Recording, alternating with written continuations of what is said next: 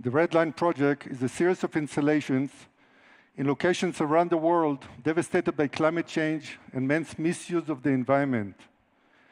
So far, I've installed the Red Line in the sinkholes of the Dead Sea in Israel, burned forests and dry lakes in California, and the melting glaciers in Alaska. I would like to go a few years back. My inspiration is still here in my pocket.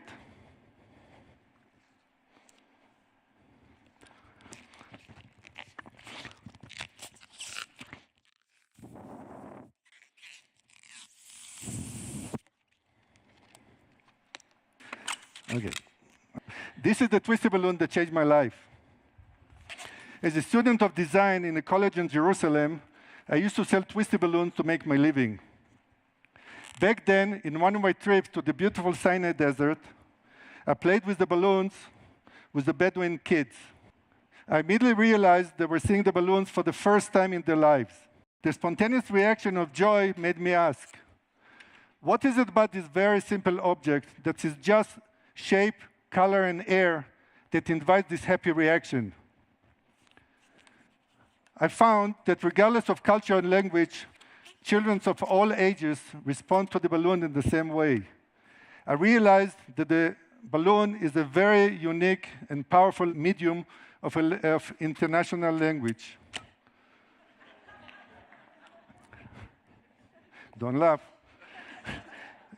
Being an industrial designer, I developed a bigger one, which I also happen to have in my pocket. I found it. This small little one actually is 8 feet long. To inflate it, I will highly recommend you to use the Bernoulli principle. Just watch me.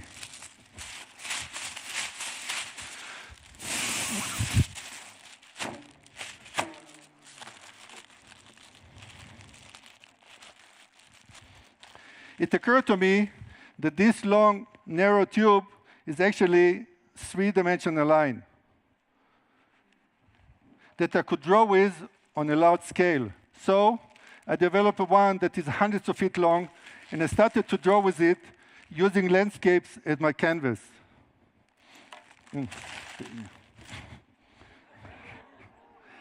There's a beautiful word.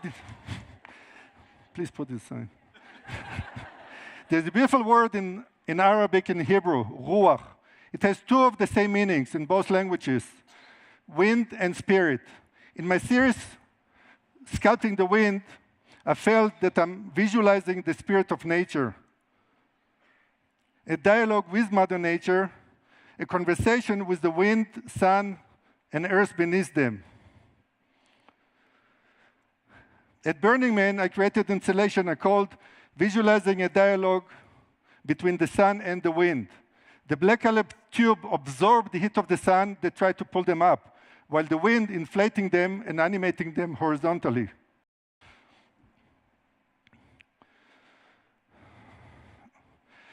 I tried to defy gravity and make the tube move vertically. That led me to co-invent the dancing inflatables. Here you can see them at the Olympic Games and Super Bowls. With the long, durable tube, I created commissioned art installations worldwide. Here you can see them in New York, in Australia, Dubai, and Japan. But in the last few years, I became more and more attuned to world ecological disasters. I felt that Mother Nature was bleeding before my eyes. I knew that I had to rise to action. I couldn't sit still anymore. I condensed my work down to 500 feet long red tube. I chose the red color as a metaphor for a blood vein.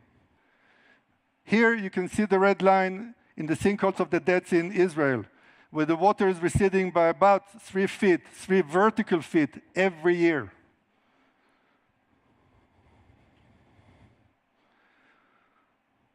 In Alaska, the winter temperature is rising by about 6 degrees, causing the glacier to melt in a very fast pace.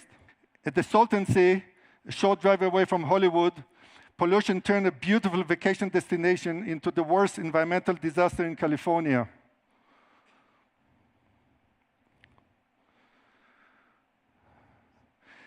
At the Great Salt Lake in Utah, water is receding to all-time low because of failed water management. Dry lakes,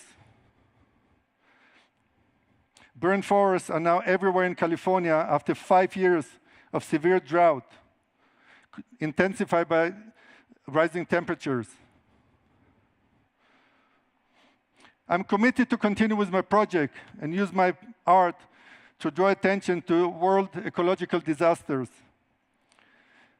Our battle to protect our environment will have to intensify now. I hope that my art will inspire you to become active, and as a group, our voice will sound much louder to protect our fragile environment for the next generations before it's too late. Thank you. So we are going to be taking a revolutionary photo at the base of the Centennial Lift.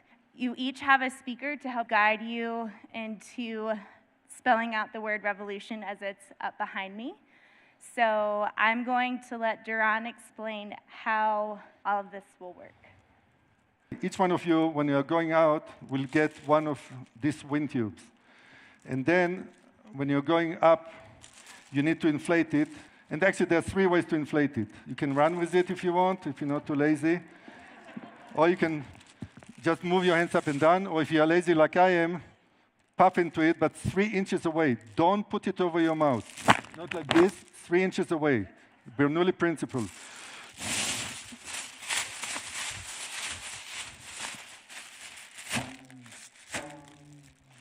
You see, after you blow into it, again, 3 inches away, you close it with 2 hands, you push it down, and you make a slip knot. So that in the end of the event, you can just deflate it, put it in your pocket, and go home. Yep. I'm sure, because it's all new to you, some of you will not be able to fully inflate it. So you can hold it like this, and just bend it, and hold it like a baby, hug it. And with John Quigley, that is up there, he will give the instructions where to stand and how to hold the inflatables, because there will be a lot of aerial photography.